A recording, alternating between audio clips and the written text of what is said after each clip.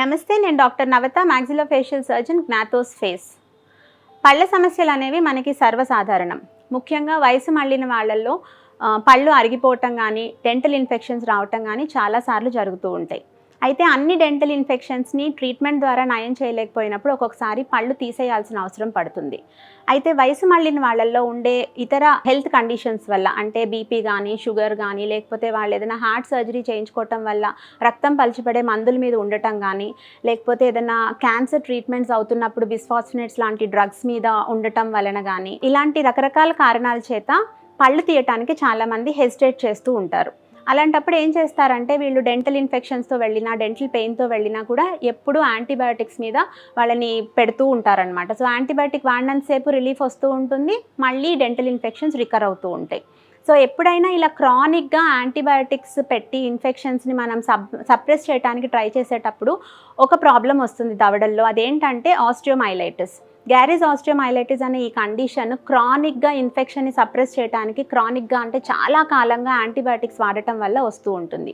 ఆస్టియోమైలైటిస్ అంటే ఏంటంటే, ఈ ఇన్ఫెక్షన్ చాలా కాలంగా సబ్ క్లినికల్ లెవెల్స్లో ఉండటం వల్ల ఆ పర్టిక్యులర్ బోన్ పార్ట్కి బ్లడ్ సప్లై తగ్గిపోవటం వల్ల అది ఒక రకంగా కుళ్ళిపోతుంది అనమాట.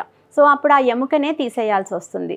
సో ఎప్పుడైనా మీకు ఏదన్నా డెంటల్ ప్రాబ్లం ఉండి ఆ పన్ను తీయించుకోవాల్సి వచ్చినప్పుడు మీ జనరల్ హెల్త్ మిమ్మల్ని సపోర్ట్ చేయట్లేదని ఎప్పుడూ పన్ను తీయించుకోవడానికి హెజిటేట్ చేయొద్దు.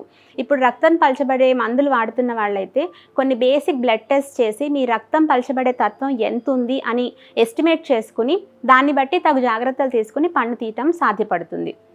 అలాగే అన్కంట్రోల్ డయాబెటీస్ ఉన్నవాళ్ళు, షుగర్స్ చాలా ఎక్కువ ఉన్నాయని చాలా కాలం పళ్ళు తీసుకోవటాన్ని ప్రివెంట్ చేస్తూ, అవాయిడ్ చేస్తూ ఉంటారు.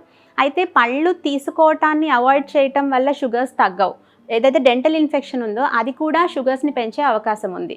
సో మళ్ళీ మనం ఆ షుగర్ డ్రగ్స్ని కొంచెం ఆల్టర్ చేసుకుని స్ట్రిక్ట్గా బేసిక్ ప్రోటోకాల్స్ అన్నీ పాటిస్తూ, స్టెరిలైజేషన్ ప్రోటోకాల్స్ అన్నీ పాటిస్తూ పళ్ళను కనుక తీసినట్లయితే డయాబెటిక్ పేషెంట్స్లో కూడా డెంటల్ ఎక్స్ట్రాక్షన్స్ వల్ల ఏ రకమైన కాంప్లికేషన్స్ రాకుండా ఉంటాయి.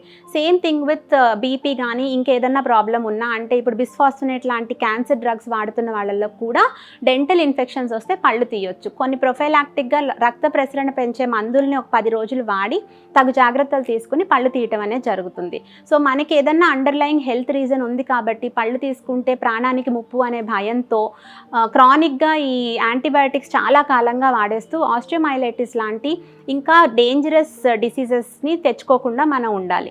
సో మీకు పళ్ళకు సంబంధించి ఏ ఇబ్బందులు ఉన్నా, అవి తీయించుకోవాల్సిన పరిస్థితి వచ్చినా హెసిటేట్ చేయకుండా మాక్సిలోఫేషియల్ సర్జన్ని సంప్రదించి తగు జాగ్రత్తలు, తగు రక్త పరీక్షలు తీసుకుని ఆ పళ్ళని తీయించుకోండి.